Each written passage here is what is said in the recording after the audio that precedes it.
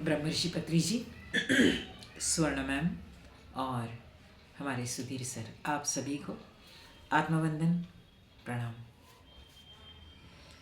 रायपुर के जैन सर जिन्होंने तेलुगु में जो ब्रह्मर्षि पत्री जी की भगवद गीता थी उसको हिंदी में ट्रांसलेट किया, सर आपके कारण हम इस भगवद गीता की सेवा करने में सक्षम हो गए। Thank you very much sir, प्रणाम। माय डियर फ्रेंड्स, हम कर्मयोग तीसरा अध्याय देख रहे हैं। अभी किसी ने कहा कि कर्मयोग के बहुत सारे श्लोक पत्री जी ने लिए हैं। माय डियर फ्रेंड्स, ध्यान जितना इम्पोर्टेंट है ना जीवन में, उतना ही कर्म भी इम्पोर्टेंट है। ज्ञान तो है ही, सत्संग तो है ही, मगर कर्म उतना ही इम्पोर्टेंट है, क्योंकि जाने अनजाने में जो भी कर्म हम कर रहे हैं उसका फल मिलेगा ही मिलेगा। हम यहाँ ध्यान कर रहे हैं, ऊर्जा बढ़ा रहे हैं, मगर वहाँ गलत कर्म अगर हम कर रहे हैं तो गुड़ गोबर एक साथ खाने जैसा है। तो माय डियर फ्रेंड्स, कर्म बहुत इम्पोर्टेंट है जीवन में, कर्म योग बहुत इम्पोर्टेंट है। हमने देखा है यज्ञ कर्म, कर्म करते समय इसका परिणाम क्या होगा, वही ज्ञानी हैं, वही विवेकी हैं जो कोई भी कर्म करते समय इसका परिणाम क्या होगा एक सेकंड के लिए सोचे और कर्म करें। तो माय डियर फ्रेंड्स, फिर हम कर्म फल में फंसेंगे नहीं, फिर हम कर्म बंधन में फंसेंगे नहीं। अब क्या हो रहा है, हम सिर्फ कर्म कर रहे हैं, वैसे ना हो, हम आसक्तिपूर्ण कर्म कर रहे हैं, बंधन में फंस रहे हैं। कर्म कैसे करें ये हमने देखा। यज्ञ कर्म, अनासक्त भाव से कर्म, रागद्वेष रहित कर्म, अहंकार रहित कर्म, लोक कल्याण के लिए कर्म, ये 4 आवश्यक सूत्र है कर्म करते समय, मिनिमम 4। बाकी तो है ही है, शास्त्र विहित कर्म, नियतम कुरु कर्मत्वम, सहजम कर्म, बहुत सारे प्रकार के कर्म हम देखते रहेंगे। अभी सबसे इम्पोर्टेंट है निष्काम कर्म, अनासक्त भाव से किया हुआ कर्म। कर्म योग को अनासक्त योग भी कहते हैं। इसका मतलब कर्म ऑब्लिक अनासक्त, मतलब कर्म अनासक्त ही होने चाहिए। जहाँ कर्मों में आसक्ति आई वहाँ हम और आप कर्म बंधन में फंसना निश्चित है। पत्नी के साथ रहे, बच्चों के साथ रहे, पति के साथ रहे, रिलेटिव्स के साथ, किसी के साथ भी रहे, हमको इस ऋण से बाहर निकलना है। मराठी में मुझे पता नहीं हिंदी या संस्कृत में ये शब्द है कि नहीं, मगर मराठी में एक शब्द है ऋणानुबंध। हमारे और आपकी ऋणानुबंध है, बेटा और हमारा ऋण अनुबंध किसी जन्म में लिया हुआ ऋण है, इसलिए हम अनुबंधित हुए हैं। माय डियर फ्रेंड्स, हमारे रिलेटिव्स, हमारी वाइफ, हमारे बच्चे, हमारे साथ जितने लोग हैं वो एक ऋण से हम बंधे हैं। ये जन्म नहीं, पिछले किसी जन्म में लिया हुआ ऋण है जो हमने देखा है। तो अभी तो कम से कम हम अनासक्त भाव से कर्म करें, जिसके कारण हम इस ऋण से मुक्त। अभी इस जन्म में जब हमने मेडिटेशन सीखा है, जब हम स्वाध्याय कर रहे हैं, जब एनलाइटन पर्सन्स हमारे साथ हैं, तो हम ये करें कि मेरा कोई भी कर्म मुझे अगले ऋण में न बांधे, मुझे इस ऋण से मुक्त हो जाऊँ मैं। क्यों? क्योंकि मुझे मुक्ति चाहिए, या मैं ऐसा उन्नत आत्मा बनूं कि मैं अपनी इच्छा से फिर आऊं, मैं सेवा करने के लिए आऊं। तो माय डियर फ्रेंड्स, इसीलिए कर्म करते समय परिणाम की ज़रूर सोचें। बहुत बड़ी बात नहीं है ये, बहुत छोटी बात है, मगर हम क्या करते हैं, कर्म कर देते हैं। इसीलिए हम ध्यानी रहने से ये नहीं होगा, क्योंकि ध्यानी क्या करता है, हर चीज़ को दृष्टा भाव से देखता है। कृष्ण जो है, दृष्टा भाव से देखने से क्या होता है, हमारी हर कर्म लीला बन जाएगी। कृष्ण चरित्र और राम चरित्र में फर्क यही है। कृष्ण का चरित्र लीला चरित्र है। कृष्ण हंसता भी है ना, तो उसके ऊपर भरोसा मत करना, क्योंकि वो हंसता किसी और चीज़ के। अर्जुन जब बहुत कुछ पहले अध्याय में ब्ला ब्ला ब्ला ब्ला किया, मेरे संवर्ण संकरता होगी, मैं युद्ध नहीं करूँगा, ये होगा वो, कृष्ण हंस दिए। क्या वो हंसने लायक था? युद्ध का मैदान है, ये यहाँ फ्रस्ट्रेटेड बैठा है सब, ये और कृष्ण हंस रहे हैं। तो इसके हंसी पे भी मत भरोसा करना, ये रो रहा है तो भी मत भरोसा करना, क्योंकि ये मगरमच्छ के आंसू हो सकते हैं। वो लीला चरित्र है माय डियर फ्रेंड्स। मगर राम जी का चरित्र ऐसे हैं जो चरित्र हम और आप उसका अनुसरण करें, उसका अनुकरण करें। हमको एक पिता बन के कैसे रहना है, हमको पिता की आज्ञा का पालन कैसे करना है, हमको प्रजा का पालन कैसे करना है, हमको पति धर्म का पालन कैसे करना है, ये सब रामचरित्र में है।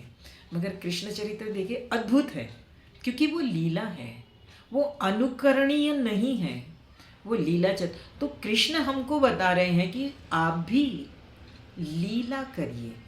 अर्जुन को कह रहे हैं, अर्जुन तू मार नहीं रहा है, तू सिर्फ युद्ध करना, तुम इसमें आसक्त क्यों हो रहे हैं? जहाँ अनासक्त भाव हुआ, मतलब फॉर एग्जाम्पल हम हमेशा उदाहरण देते कि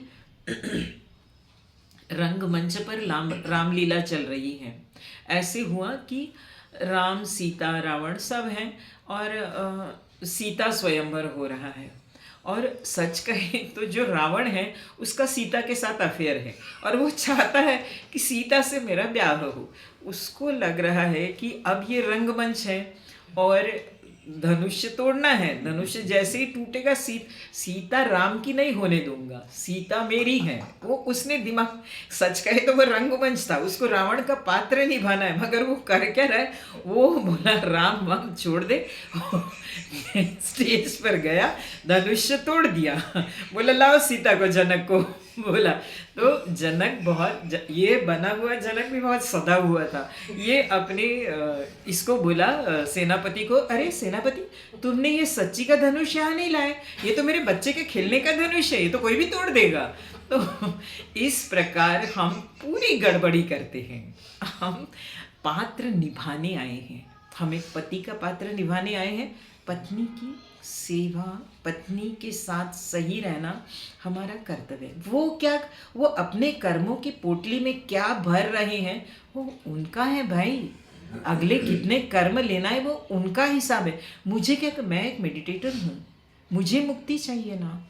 मैं इस कर्म को सही तरीके, मैं इस रामलीला में मैं एक पात्र बन के रहूं, मैं उसमें आसक्त न हूं। गड़बड़ी रावण की सीता के साथ आसक्ति के कारण हुई ना, वैसे ही हमारी अपने पत्नी के प्रति या पति के प्रति आसक्ति के कारण होती है।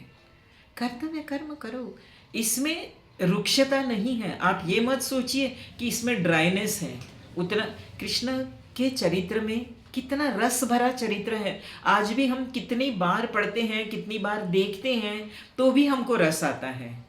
तो हम भी रसपूर्ण हर चीज करें, मगर अनासक्त भाव से। माय डियर फ्रेंड्स, 25वां और 25वां जो श्लोक है वो पूरा इसी प्रकार है कि कर्म करना है। गड़बड़ हमारी ये होती है कि हम कर्मों में आसक्ति भर देते हैं। कर्म करना है, कर्म नहीं छोड़ना है। अर्जुन क्या कर रहा है, कर्म छोड़ दे रहा है, मैं युद्ध नहीं करूंगा। युद्ध करना है अनासक्त भाव से। हमें और आपको यही बताया जा रहा है, कर्म करना है अनासक्त भाव से। और यहाँ बताया है कि मैं 25वां श्लोक पढ़ रही हूँ। सक्ता कर्मण्य विद्वांसो यथा कुर्वन्ति भारत, कुर्यात् विद्वांस्तथा सक्ता चिकीर्षु लोकसंग्रहम्। सक्ता कर्मण्य विद्वांसो कर्मणि अविद्वांसो। इसका आप संधि विच्छेद करेंगे तो ये होगा कि सक्ता मतलब जो असक्त है वो कौन है, अविद्वान। हम और आप सब अज्ञानी अविद्वान अगर हम आसक्ति रख रहे हैं तो। माय डियर फ्रेंड्स, गीता के जितने भी श्रोते हैं, आते आते गीता का श्लोक सुनते सुनते धीरे धीरे धीरे अनासक्त भाव होने लगा है उनमें।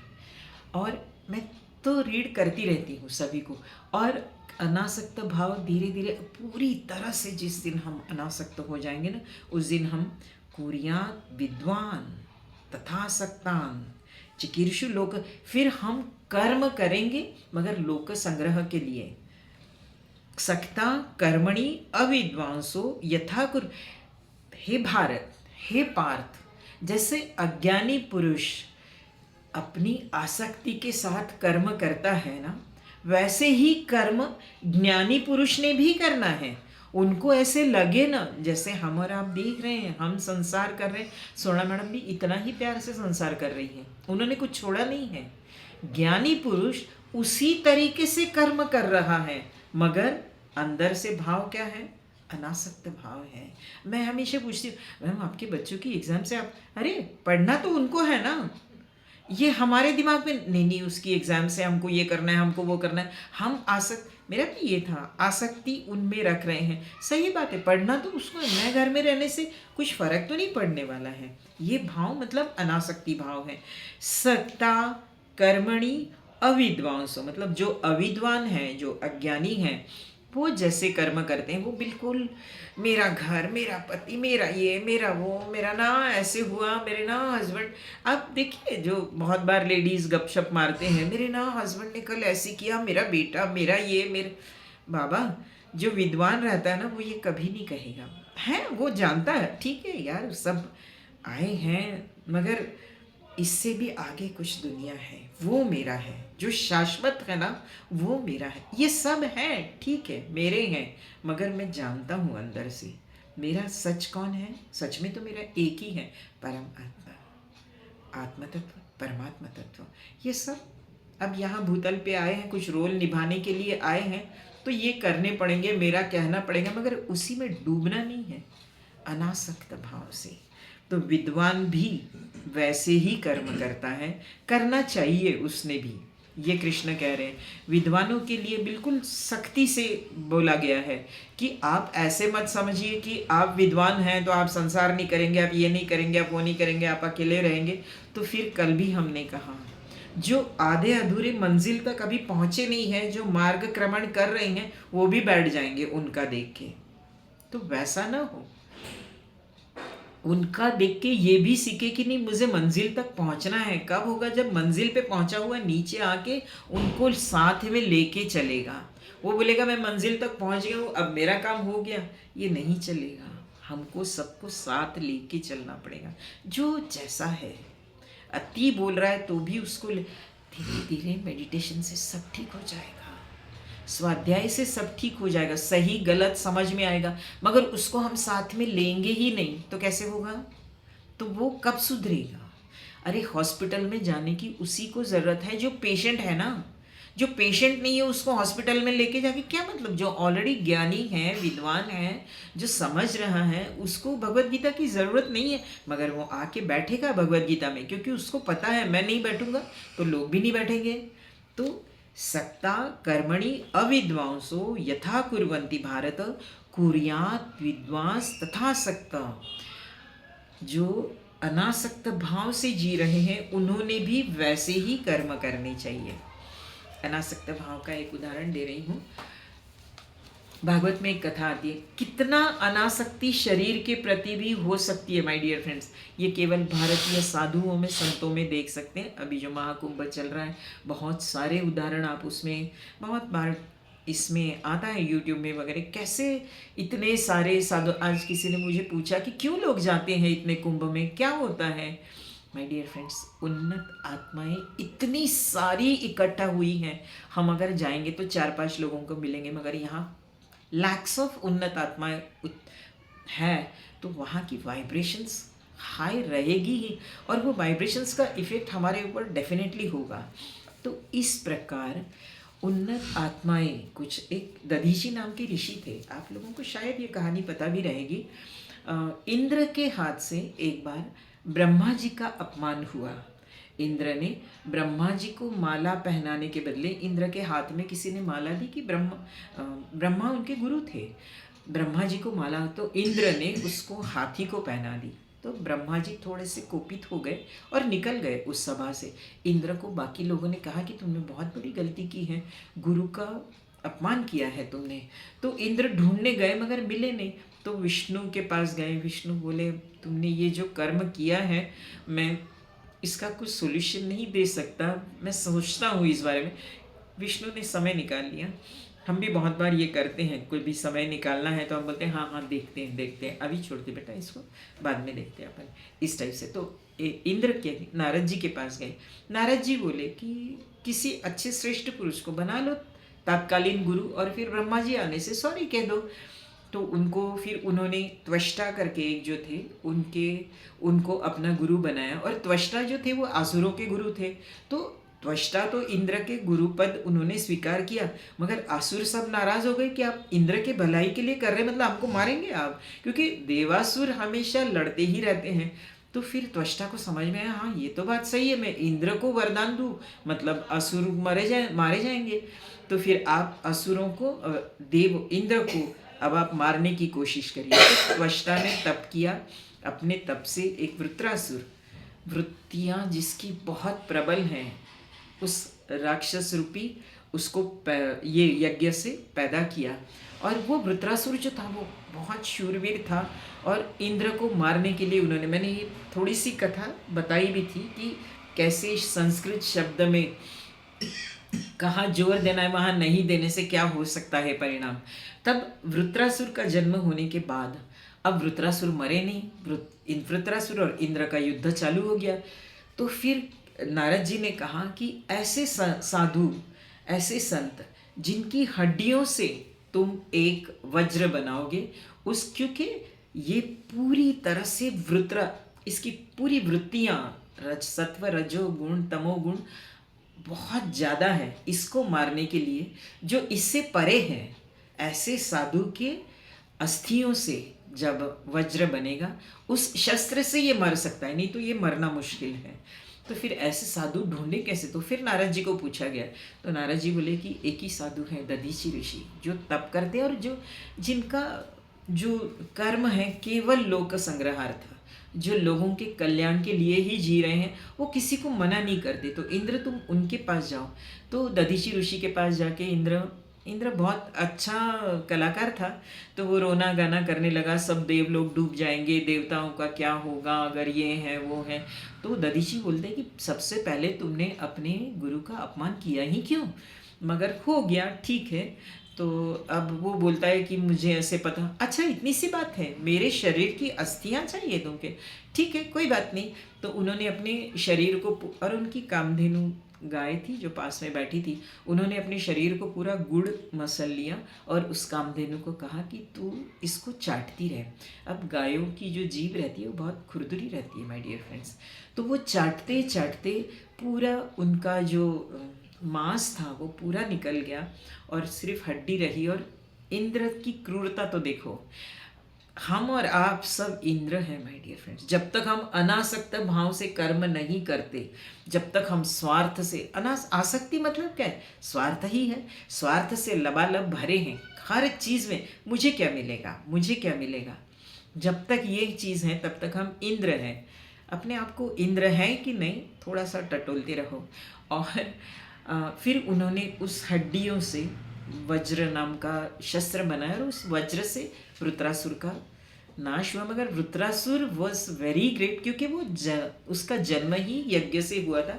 कभी हम इसकी भी कहानी बताएंगे कि वृत्रासुर मृत्यु के समय उसने वरदान मांगा था विष्णु से कि मुझे आपके चरण कमल के प्रति जन्म जन्म रति राम पद, ऐसे जैसे भरत जी ने मांगा था कि मुझे जन्मों जन्म कुछ नहीं चाहिए, आपके चरणों के प्रति श्रद्धा चाहिए, मतलब परमात्मा के प्रति श्रद्धा चाहिए, आत्मज्ञान के प्रति श्रद्धा चाहिए। इस प्रकार इतनी निष्कामता पराकोटि की नहीं, ये हमारे भारत की संस्कृति है। ये हमारे भारत का एक ऋषि ही अनासक्त भाव से रह सकता है, एक आध संत ही इतना अनासक्त भाव से रह सकता है कि शरीर के बारे में भी हम और आप सभी इसको थोड़ा सा अपने जीवन में सोचे। ये कब हो सकता है? जब हम शरीर, मैं शरीर हूँ, ये जब तक मान्यता है ना माय डियर फ्रेंड्स, तब तक आसक्ति है। जहाँ धीरे धीरे धीरे ये मान्यता दृढ़ हो कि मैं आत्मा हूँ, तो फिर वननेस आएगा। तो फिर दूसरों के प्रति हम सोचेंगे, लोक संग्रहार्थ, लोक मंगल के लिए हम कर्म करेंगे।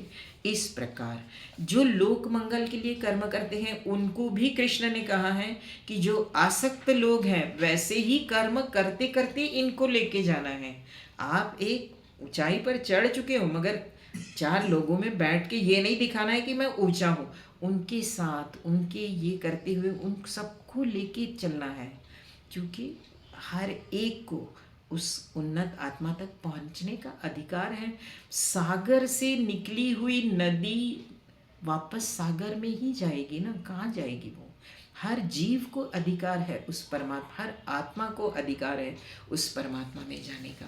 तो इस प्रकार माय डियर फ्रेंड्स 25वां श्लोक, सक्ता कर्मणि अविद्वांसो यथा कुर्वन्ति भारत, जैसे अविद्वान, जैसे अज्ञानी पुरुष आसक्ति से कर्म करता है, कुर्यात विद्वांस तथा आसक्त, वैसे ही विद्वान व्यक्ति ने अनासक्त भाव से चिकीर्षु लोक संग्रहम, अनासक्त भाव से लोक कल्याण के लिए कर्म करना है।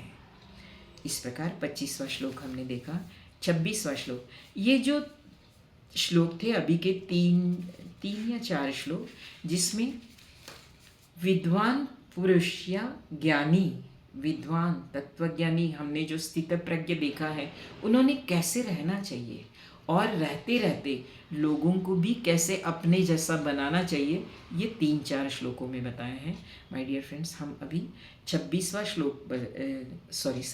श्लोक देखेंगे। 27वें श्लोक में प्रकृति, 27वें श्लोक से थोड़ा सा विषय बदला है कि अहम, अभी तक हम अनासक्त को ज़्यादा देख रहे थे, अभी हमारा अहम कैसा मिटे ये हम देखेंगे। 27वां श्लोक, पत्री जी की भगवद गीता में 26वां श्लोक नहीं है, तो हम 27वां श्लोक ले रहे हैं। 27वां श्लोक है, प्रकृते क्रियमाणानि गुणै कर्माणि सर्वश अहंकार विमूढ़ात्मा कर्ताहमिति मन्यते। वास्तव में संपूर्ण कर्म प्रकृति के अधीन है माय डियर फ्रेंड्स, मगर हम सोचते कि मैं कर रहा हूँ, वैसा नहीं है। हमारा जो जीवन है ना, एक तो बाह्य कर्म जो हम कर रहे हैं और एक हमारे अंदर के गुण।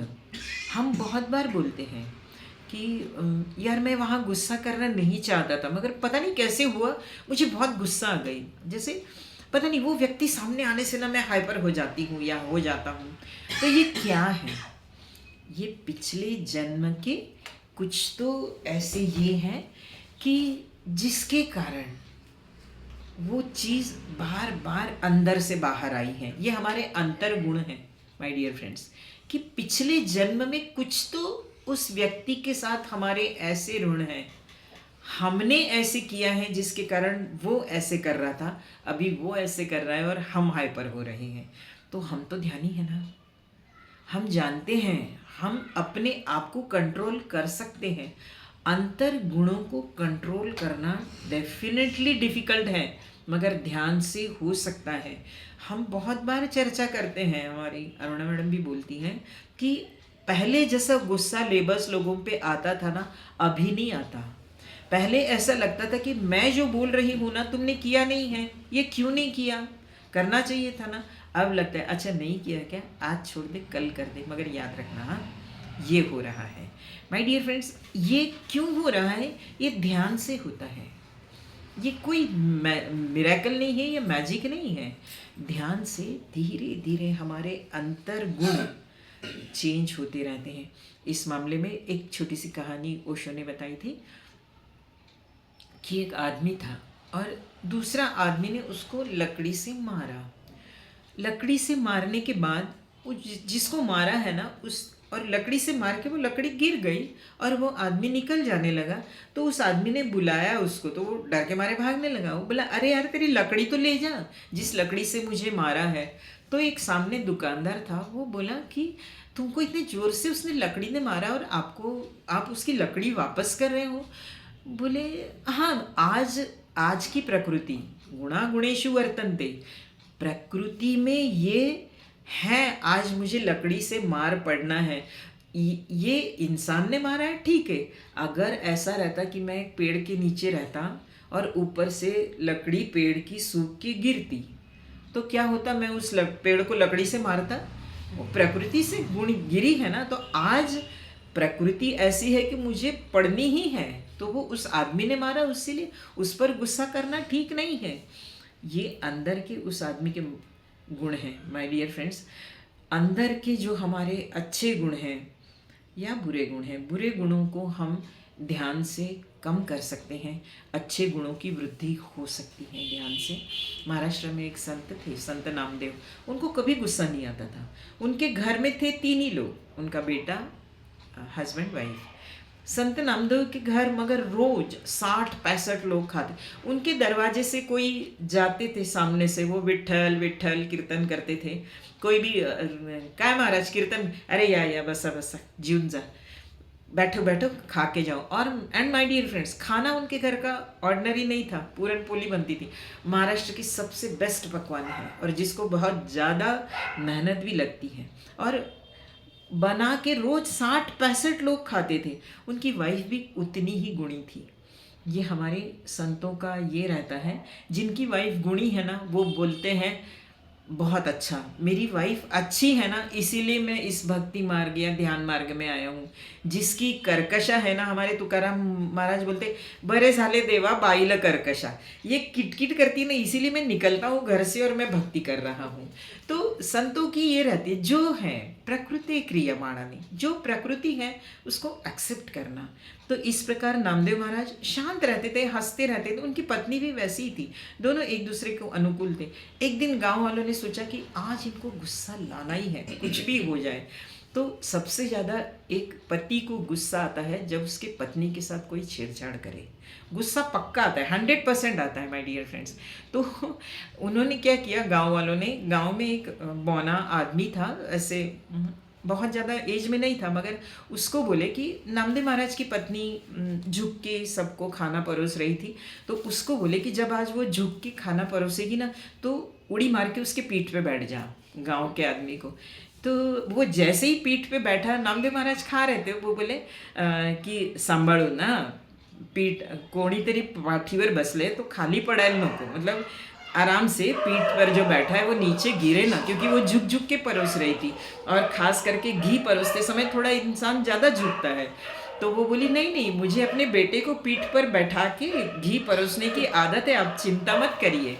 माय डियर फ्रेंड्स, ये अंदर के जो सद्गुण हैं, अंदर के गुण, वही इसमें बताए हैं 27वें श्लोक में, कि अंदर के गुण हमारे जो हैं और बाहर के गुण, अंदर के गुणों को वृद्धि, सात्विक गुणों की वृद्धि हो, रजो और तमो गुणों को कम करें हम, वो ध्यान से होता है, ध्यान से होता है। प्लस हमको इंट्रोस्पेक्शन भी ज़रूरी, ऐसे नहीं बस हम ध्यान करें तो हो जाएगा, ऐसे नहीं है।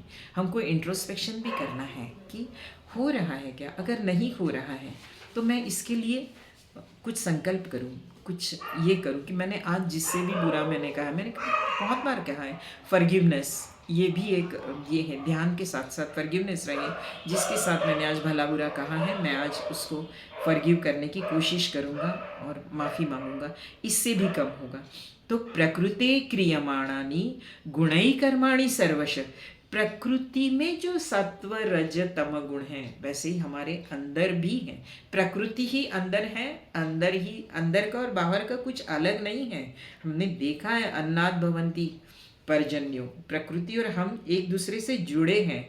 वास्तव में प्रकृते क्रियमाणानि गुणै कर्माणि सर्वश, हमारे कर्म प्रकृति के कारण होते हैं।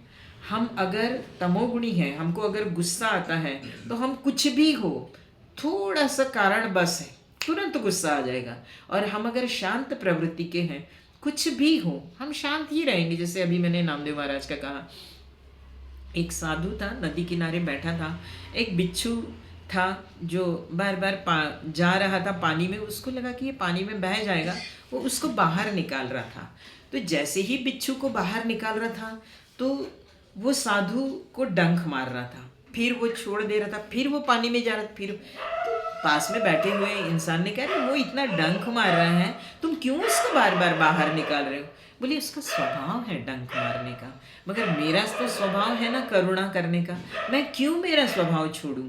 तो माय डियर फ्रेंड्स, इस प्रकार प्रकृति क्रियमाणानी, हमारे जो अंतर गुण हैं जो प्रकृति से बने हुए हैं, गुणई कर्माणि सर्वश अहंकार विमूढ़ात्मा कर्ता हमिति, हम बोलते हैं मेरे कारण हो रहा है, मेरे कारण हो रहा है। जैसे पृथ्वी जो है, पृथ्वी सूर्य के अगल बगल घूमती है, हमको पता है एक्लिप्स में घूमती है, मगर पृथ्वी अगर कहे कि नहीं नहीं मैं थोड़ी ना घूमती हूँ, सूर्य मेरे अगल बगल घूम रहा है, तो ये पॉसिबल है क्या?